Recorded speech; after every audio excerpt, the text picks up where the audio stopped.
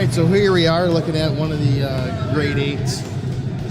This has got to be kind of like one of my favorites. There's just so many changes and modifications that they made to this particular car that I really like.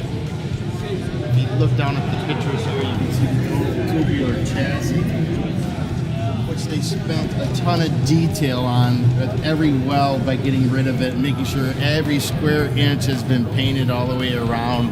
There's a lot of chrome. Like, this is like could be the car.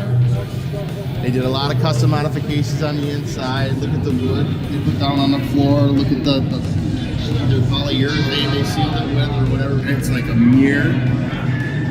They actually chopped the top, put a Nomad roof on here. Total custom. Look how low that thing sits.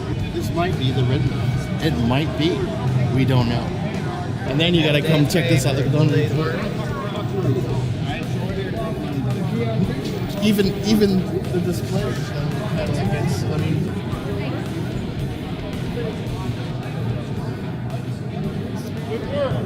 How are you doing?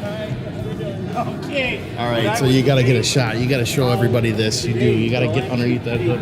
Real wheel cover in sizes. That is awesome.